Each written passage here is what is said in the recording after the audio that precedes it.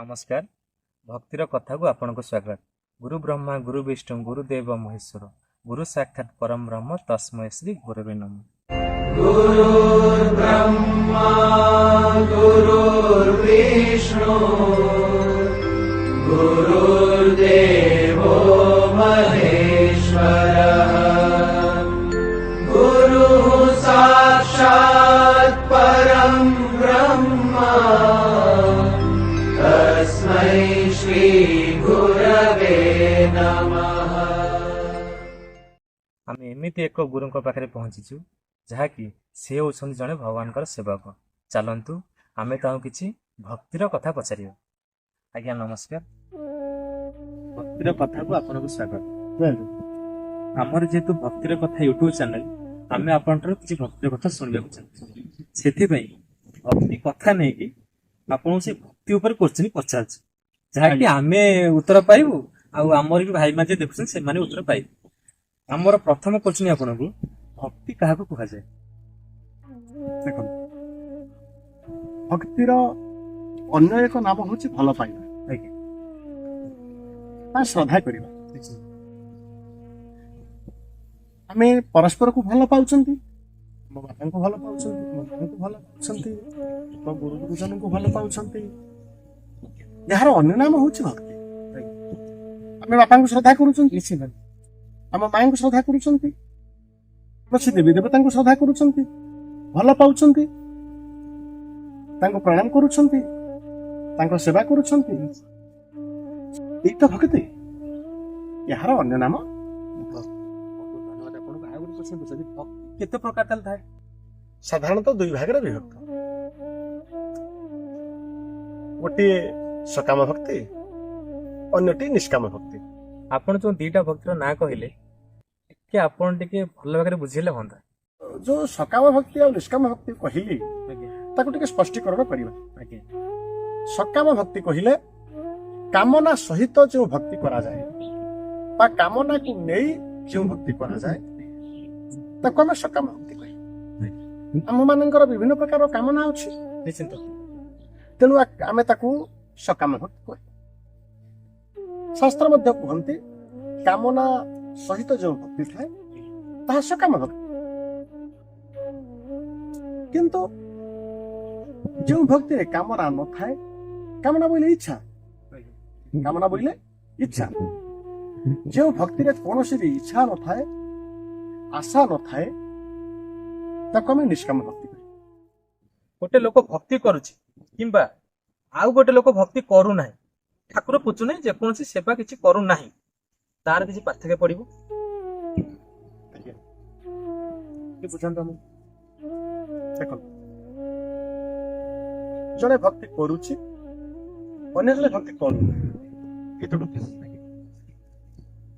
सी भक्ति करूची तार सी जहा को भक्ति करूची ता प्रति तार श्रद्धा अछि, ता प्रति तार विश्वास अछि, ता प्रति तार भल पाइबा अछि। भल पाइबा श्रद्धा करिबा ई तो भक्ति।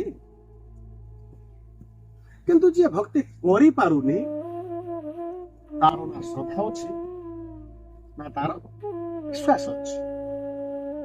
इथिपाई आदि गुरु शंकराचार्य सुंदर कथाटे शास्त्र कहते भवानी शंकर वंदे श्रद्धा विश्वास रूपिण। अर्थात आमर मूल कथाटी होछि श्रद्धा और विश्वास एवं भल पाइबा।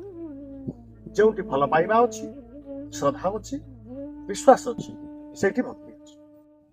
जणे भक्ति करूची से उपकृत पाउची, जणे भक्ति करूची से उपकृत होउनी, आउ जणे भक्ति करूनी से उपकृत भी हो।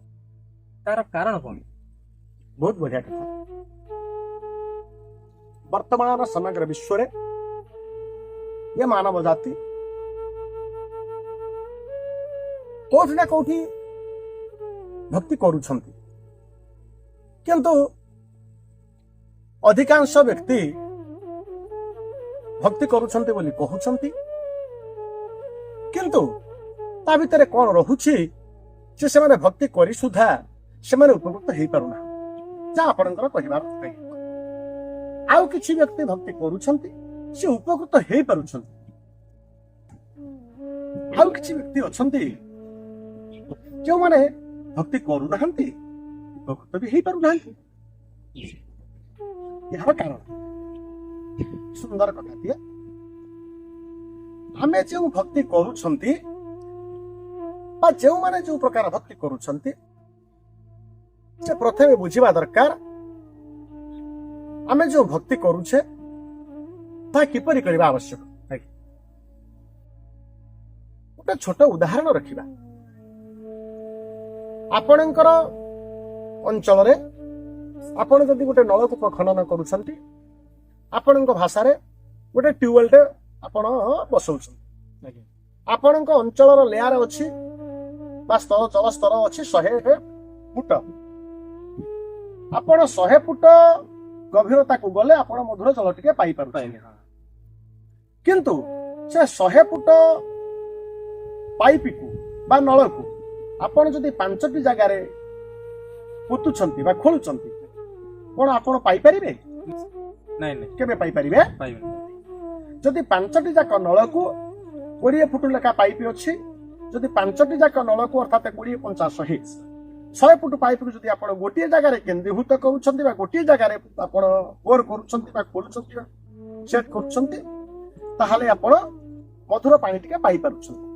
ଆବଶ୍ୟକ ପରିମାଣର ଆଉ ଚାହିଦା ମୁତାବକ ମଧୁର ପାଣି ଟିକେ ପାଇପାରୁଛନ୍ତି। ଯଦି ଆପଣ ସେ 100 ଫୁଟ ପାଇପକୁ 5ଟି ଜାଗାରେ କିମ୍ବା ତଦୁର୍ଦ୍ଧ ଜାଗାରେ ତାଠୁ ଅଧିକା ଜାଗାରେ ଆପଣ ଖୋଲୁଛନ୍ତି, ଆପଣ କଣ କେବେ ପାଇପାରିବେ ସେଠୁ ପାଣି?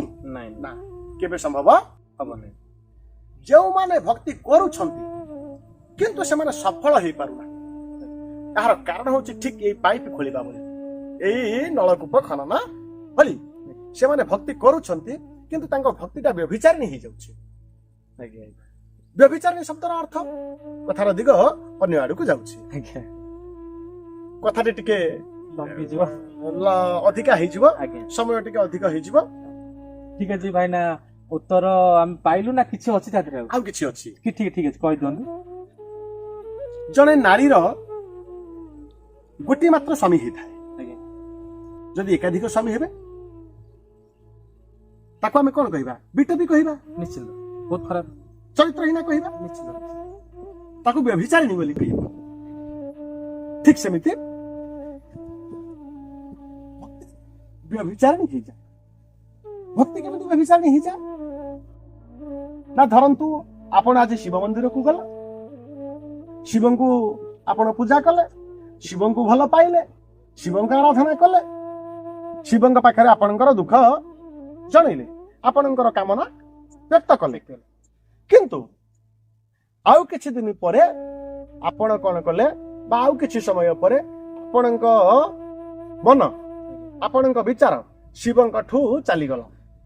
ଆପଣ ଆଉ ଶିବଙ୍କ ପାଖରେ ସ୍ଥିର ରହିପାରିଲେ, ଚାଲିଗଲେ କୋଉଠି ନା ଜଗନ୍ନାଥଙ୍କ ନିକଟକୁ।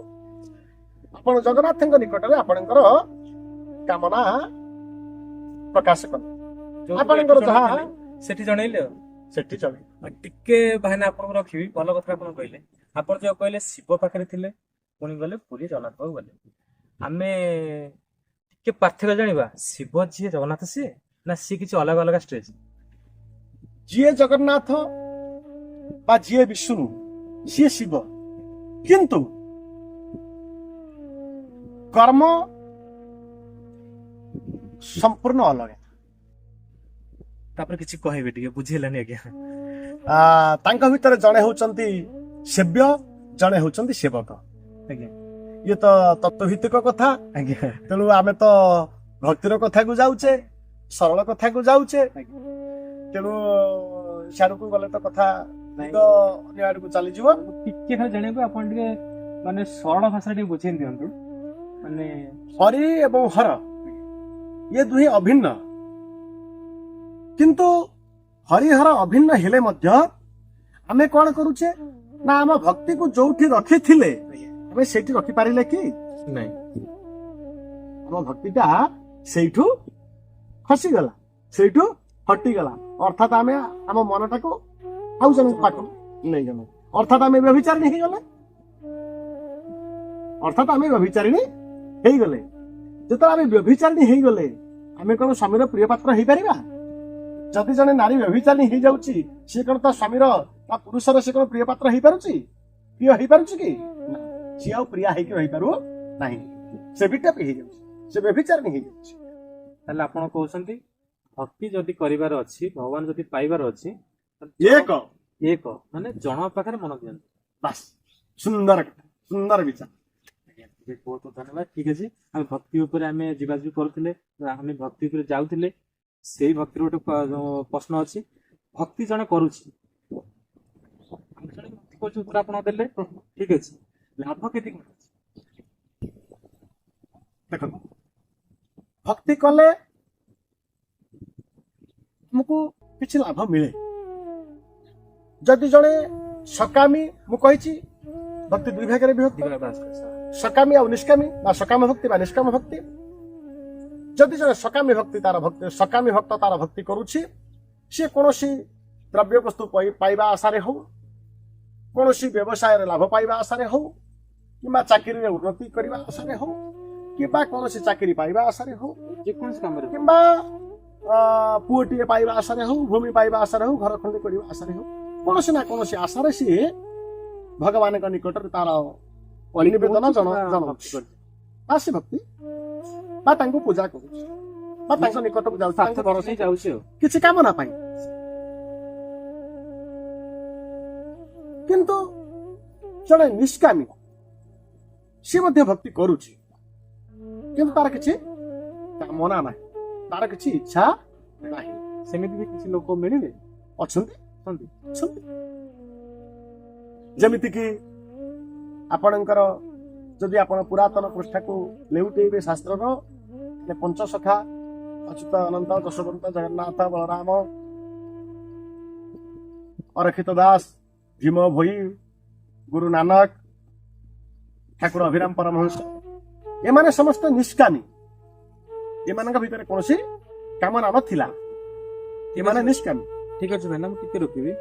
ଭକ୍ତି କଣ ସମସ୍ତେ କରିପାରିବେ? ହଁ, ବହୁତ ସୁନ୍ଦର କଥା, ବହୁତ ସୁନ୍ଦର ପ୍ରଶ୍ନ।